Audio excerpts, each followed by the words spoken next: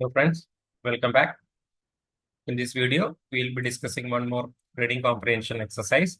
The passage will be discussed.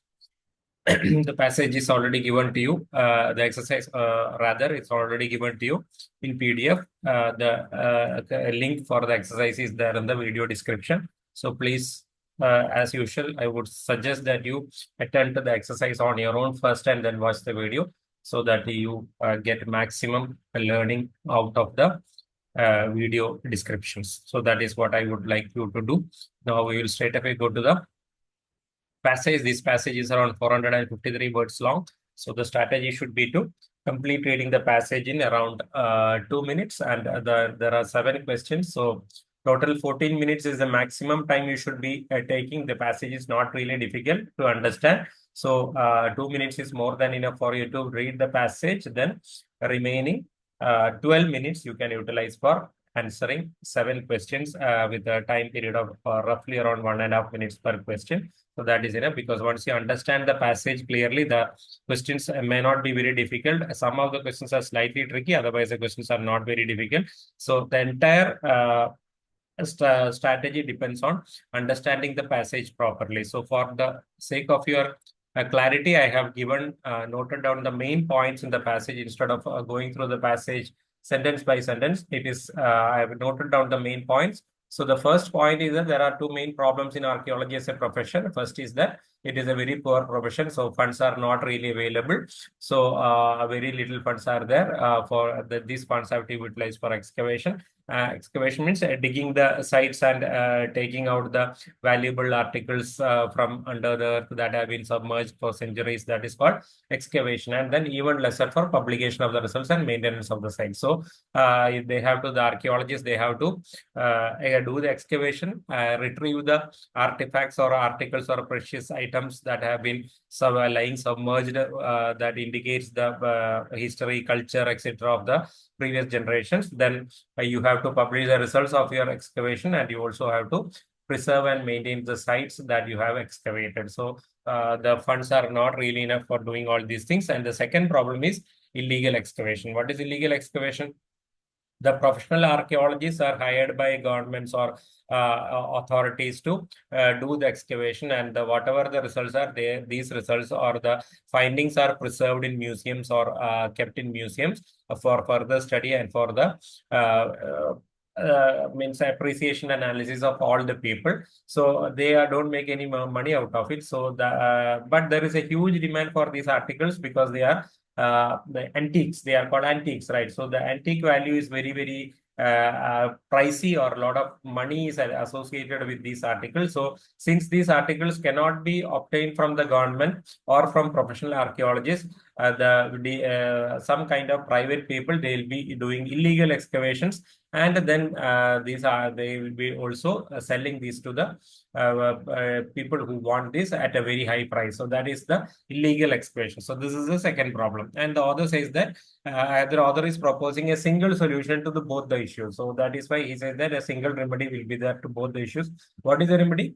He says that whenever government authorities or professional archaeologists do the excavations, they will be finding a lot of articles or artifacts. So you please sell them in the open market instead of trying to preserve them in museums and all.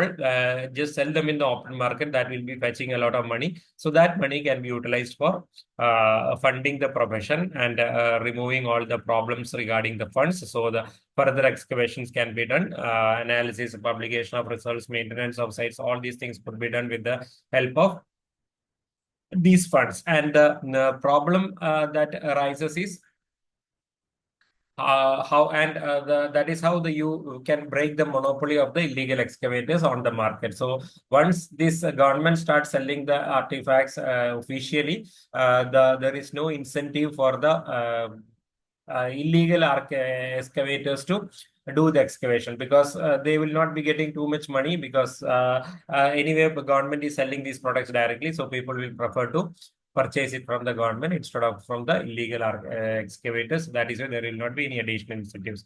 And objection to this proposal could be that professionals are doing it for knowledge, not for money. So whenever professionals do it, they are not motivated by money. They are doing it for the sake of knowledge. So there will be some objection. Second objection is that these kind of artifacts all represent our culture, and they have a lot of scientific value as well as cultural value. So instead, it is wrong to give them to the private collection of some people instead of giving access to all the people. So since they represent a lot of scientific value as well as a lot of cultural value, it should be displayed in museums so that everybody can access them and study them.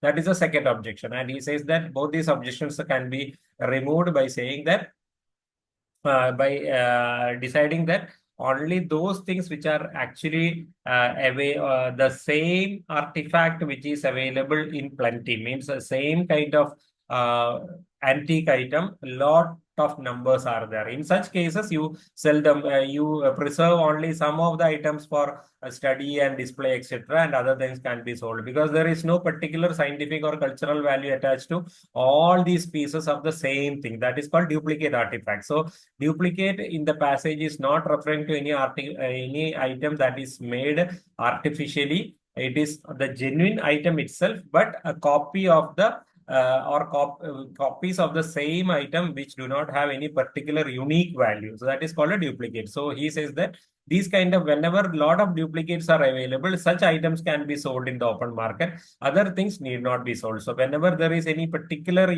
value, scientific value or cultural value, any item is there which is not available in plenty or which is unique in some way, those kind of items need not be sold. Other items can be sold in the open market, and this way the objection can be removed. That is a statement. And he says that in Egypt and all, we have a lot of excavation sites are there in Cyprus, Egypt, etc., where similar kind of vessels, pots or lamps, all these kinds of things are discovered, and out of which, if you cram all these things into the museums, what will happen? The museums will become will have very less space to store all these articles. So instead of that, you preserve some items for scientific study and then display in the museums. Other things you sell in the open market. That is the suggestion, and he says that. And one more advantage is that when instead of cramming all these things into the museum basements, if you sell them, then the museum basements will have a lot of space available for storing the artifacts that you are going to discover in future. That will be there. And another thing is that because of when so much any articles are stored in museums, the museums do not have funds to properly catalog or sort or preserve these articles so that they can be retrieved at a later stage. So in the absence of cataloging, what will happen? These items will be lost in the dump inside the museum basements. You will not be able to trace out a particular item when needed. So it will be as if the item has not been discovered at all. So because instead of lying buried under the earth, it will be lying buried under the basement of the museum. So that is why he says that it would ultimately result in a situation where the article has not been discovered. That kind of situation will arise if you don't do this. So because so many articles will get crammed into the museum basement. So this can be avoided if you sell the articles, and you can keep proper records of the sale, so that you know who has bought it, and you can also photograph it, do a lot of record keeping, and you can even ask put a clause saying that the buyer has to return the item if required by the government. So that can be done. So if you do these kind of things, what will happen? The illegal excavation can be removed to a great extent. And also how illegal excavation can be removed to a great extent, because people will be willing to purchase from professional archaeologists who will be certifying the origins of the particular item. Whereas when you purchase from an illegal excavator, you just have to believe his word. If he says that this is an ancient item of 1,500 years old or so, you have to believe him. There is no additional documentation to prove its origin. Whereas when you purchase from a professional archaeologist or a government agency, they will provide you a proper documentation to prove the origin of the item. So that is why people will be more interested in purchasing. So illegal excavation will stop. These are the item. So very simple passage to say, not very difficult at all. Now going to the questions. The first question is primary purpose of the passage. So an alternative to museum display of artifacts means the primary purpose of the passage is say that there is a different method than displaying all the articles in museums. Uh, uh, Not a wrong statement. Keep it in your mind. Option B, a way to curb illegal digging while financially benefiting the archaeological profession. Again, correct, because it is the passage is talking about a method by which you can stop illegal digging or prevent or restrict illegal digging while financially benefiting the archaeological profession. So again, true. Option C, a way to distinguish artifacts with scientific value from those that have no such value. The passage is not talking about any method by which artifacts with scientific value can be distinguished from articles that have no such value. So wrong answer. Option D, a panacea to the dual ills that plague the archaeology profession. What is a panacea? Panacea means a single medicine or a single remedy to all your diseases is called a panacea. It is a term associated with medicine, or if you give a single medicine that can cure all your illnesses, it is called a panacea. So here, it in a figurative sense, it is a single remedy to the dual ills. Dual ill means the double problem. So the passage is talking about two main problems of the archaeological profession, a single remedy for the two problems. Again, correct. Then option E, a new system for cataloging duplicate artifacts. Not at all correct. This is not stated here. So you have three correct statements, which is the primary purpose. So again, go back to the question, primary purpose. So which statement will suit that primary purpose? Definitely option D will be that statement, because it is talking, the primary purpose of the passage is to state a single solution to the two problems that are plaguing or that are affecting the archaeology profession. And that single solution is selling the duplicate artifacts in the open market. So that is why this is a better answer than option A. Option A is not the primary purpose. And option B also, you might seem that this is a good answer. Yes, this is a good answer. A way to curb illegal digging while financially benefiting the archaeological profession. So the problem is in the wording. So the primary purpose of the passage is to talk about a way to stop illegal digging while financially benefiting the archaeological profession. What should have been the answer? The answer should have been, the primary purpose of the passage is to talk about a single solution to stop the two problems of illegal digging as well as financial constraints of the archaeological profession. If it had been stated like that, this would have been a good answer. But since it is talking in this way, so here, what is this thing? It gives more emphasis to the problem of illegal digging. Whereas the option says that there are two important issues, illegal digging, financial problems and illegal digging. That is why this is not a better answer than option D. Option D is the best answer. So this is a tricky question. So the next one, the author implies that all the following statements about duplicate artifacts are true except. So you have to find a statement that is wrong about the duplicate artifacts as per the author. Option A market for such artifacts already exists. This is a true statement. The author is saying that because if there is illegal excavation and illegal sale of artifacts, then what does that mean? It means there is a market or there is demand for such artifacts. So this is a true statement, so not your answer. Such artifacts seldom have scientific value. Seldom means does not. They do not have any scientific value. Means the duplicate artifacts do not have scientific value. Again, true. That is why the author says that duplicate artifacts can be sold into the open market because they don't have any particular scientific value. So this is again a true statement, not your answer. Option D, there is likely to be a continuous supply of such artifacts. Means in future also you will get or you can excavate lot of such duplicate artifacts. That is what the statement means. Again, true. How it is true? You go to the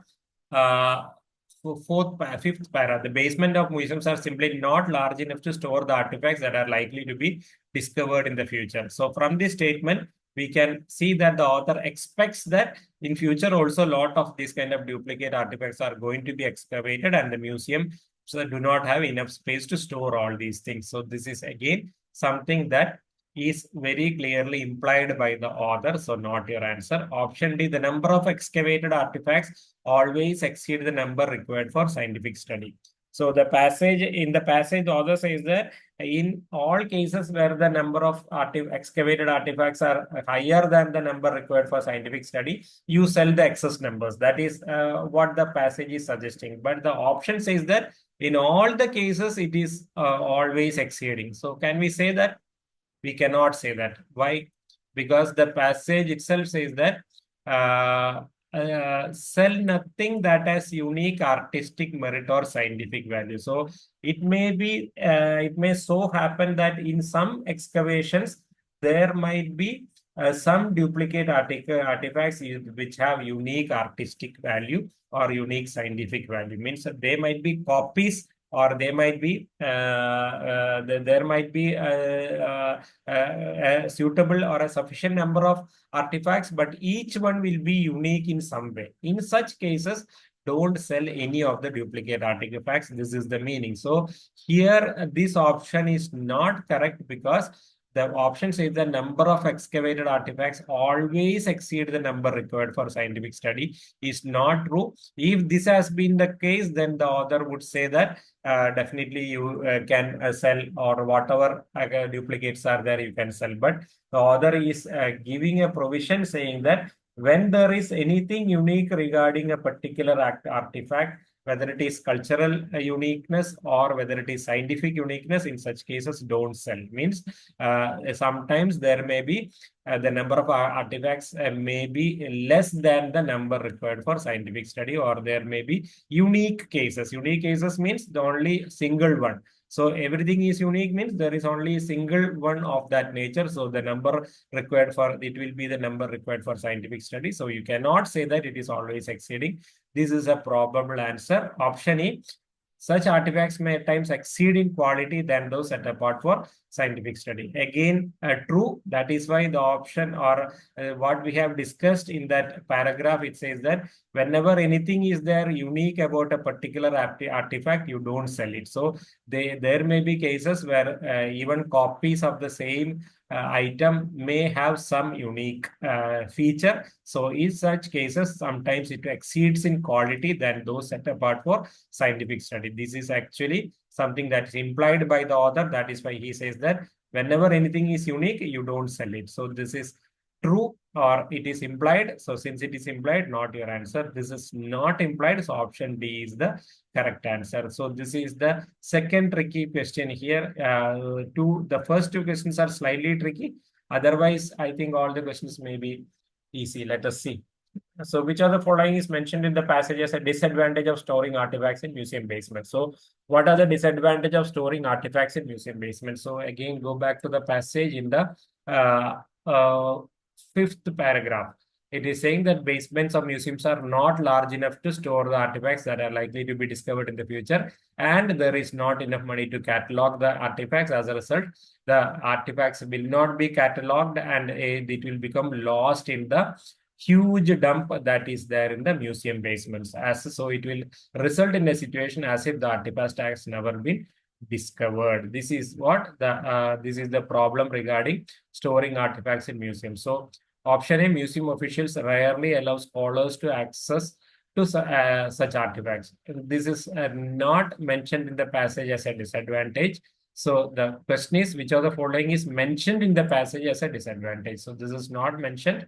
Option B, museums do not have enough storage space for safekeeping of the artifacts already excavated. This is not the problem stated by the passage. The passage says that museums do not have enough storage space for storing the items that are likely to be discovered in the future. So it is not about the existing artifacts. It is talking about the artifacts that are going to be discovered in future. So this option is wrong because of the already excavated phrase. Then option C, artifacts discovered in one excavation often become separated from each other. This is not stated as an issue in the passage. Option D, due to paucity of funds, the indexing of artifacts is often delayed. What the passage is saying, due to paucity of funds, the indexing is never happening. The option says that it is delayed, means it happens, but after some time. If it happens after a time, then the passage would not say that the article would remain inaccessible as if they had never been discovered. So that is why this option again is wrong. The often delayed clause is wrong. The passage implies that the due to paucity of funds, the article indexing is not done at all.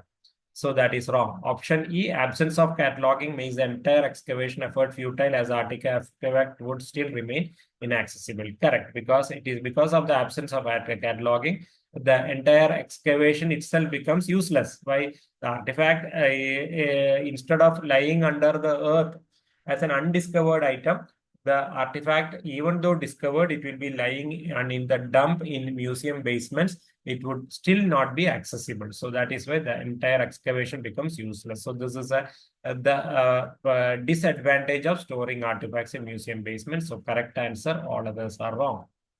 Then question number 4. The author mentioned the excavation in Cyprus in the 4th paragraph to emphasize which are the following points. A very easy question. The 4th paragraph is actually a continuation of the 3rd paragraph where we talk about the sale of the artifacts, and he says that duplicate artifacts can be sold because duplicates means the copies of the same thing that are existing in huge quantities. And he says that in Cyprus there were excavations in which lot of numbers of the same thing are found out. Here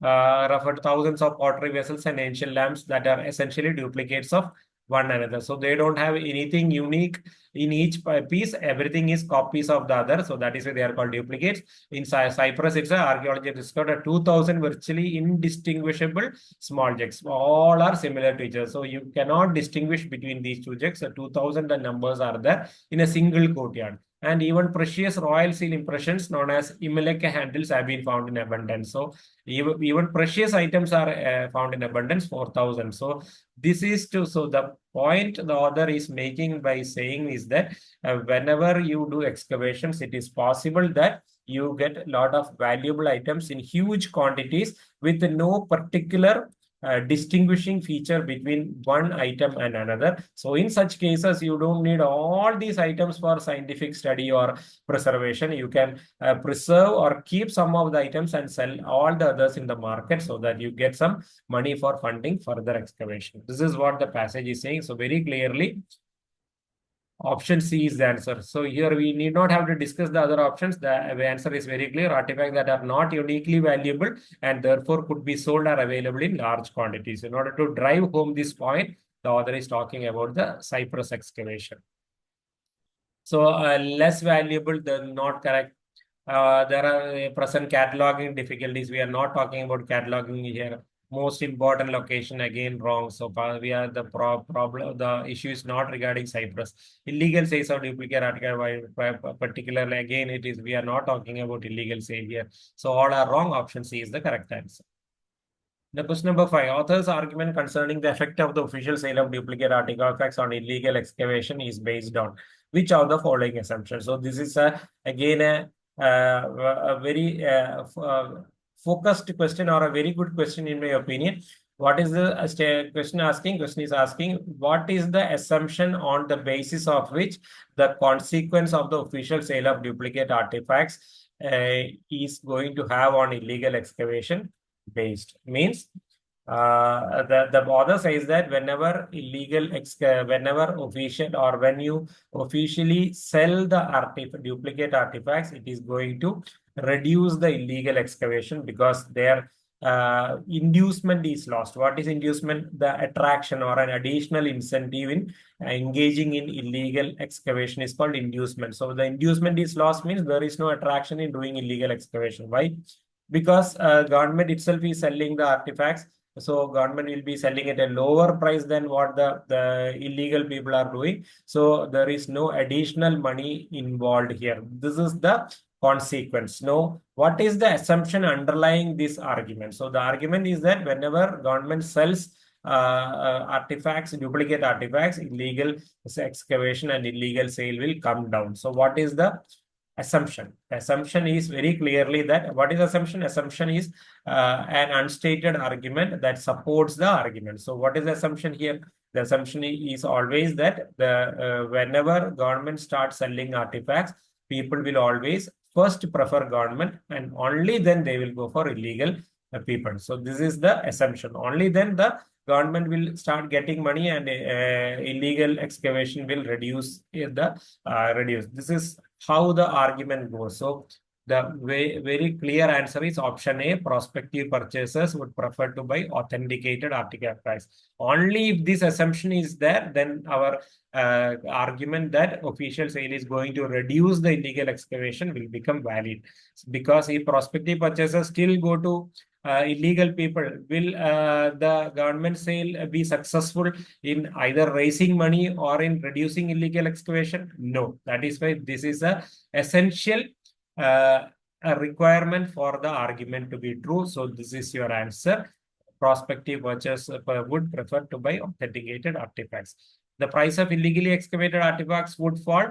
Yes, if the government starts selling, this price of illegal excavated artifacts will fall. We're definitely correct. But this is not an assumption. This is a consequence. So this is not an assumption.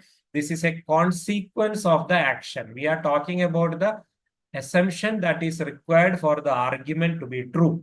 So that is why option A will be the answer. We have discussed about arguments, assumptions, conclusions, inferences, etc. in the critical reasoning basics in the first video. So please go back if you have any doubts regarding how we have found this to be an assumption.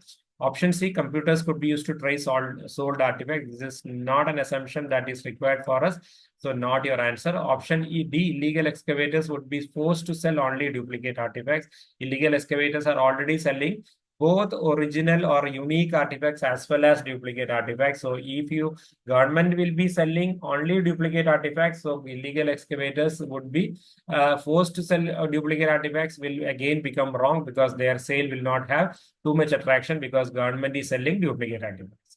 Option E, money gained from selling authenticated artifacts could be used to investigate and prosecute illegal excavators. This is again a consequence or a result of the argument, not an assumption required for the argument to be true. So option A is the clear answer.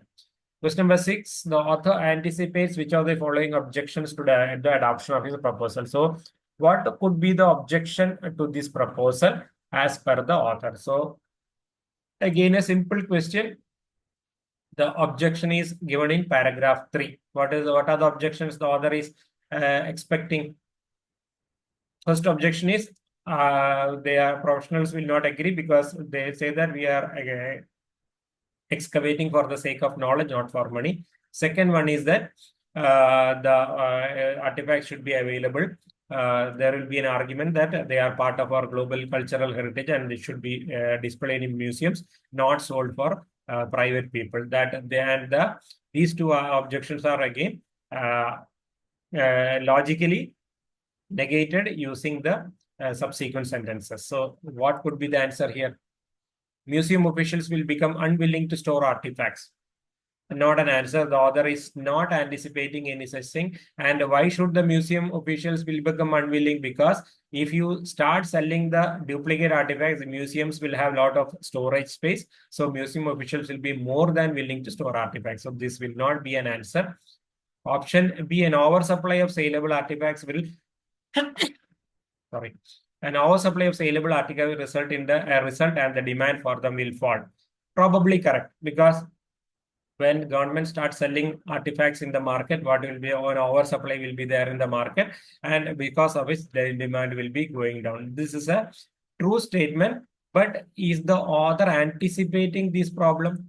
The question is what are the problems that the author is expecting? So the author is expecting only two problems, which he has mentioned in the passage.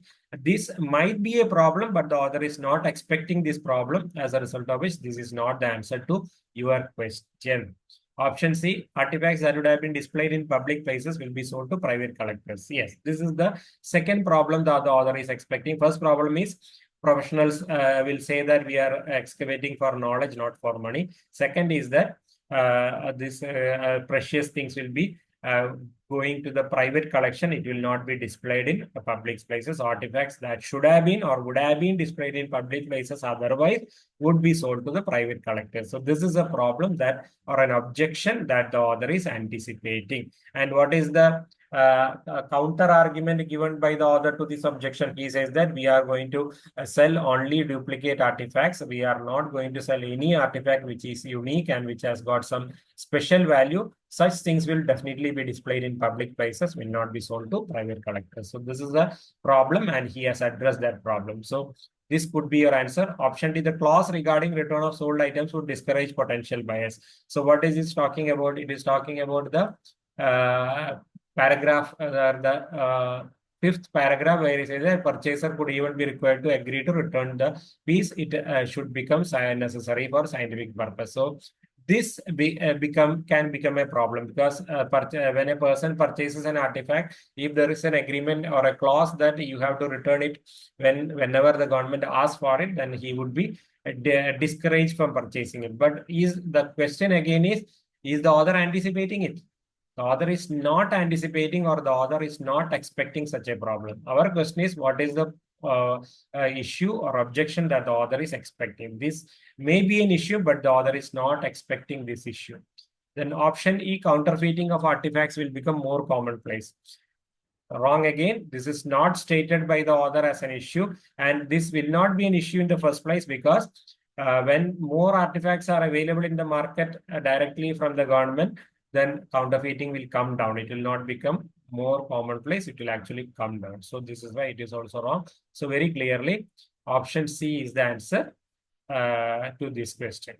Then question number 7, the author implies which of the following would occur if duplicate artifacts were sold on the open market. So what are the what would be the consequences of the duplicate sale of the artifacts in the open market? Option 1, illegal excavation will eventually cease completely. Is this true? No, because the passage says that, last para, it would be unrealistic to suggest that illegal mining would stop if artifacts were sold in the open. So you cannot expect that illegal excavation would completely stop. No, it will reduce. Whereas the option says that it will cease completely, means stop completely. No, the passage itself says that you cannot expect illegal excavation to cease completely. So wrong here. Option 2, or statement 2, the priorities of professional archaeologists would shift from knowledge acquisition to fund acquisition. Means professional archaeologists will be more interested in excavating for the sake of getting money, not for the sake of knowledge. This again will not be a consequence as per the author, because the author says that the professional archaeologists will object to the proposal of sale, because they want to they are excavating for knowledge, not for money. So when the author himself says that the professional archaeologists will always be excavating for the sake of knowledge and not for money, then there is no question of priority of the professional archaeologists changing from knowledge to money. So this is again wrong.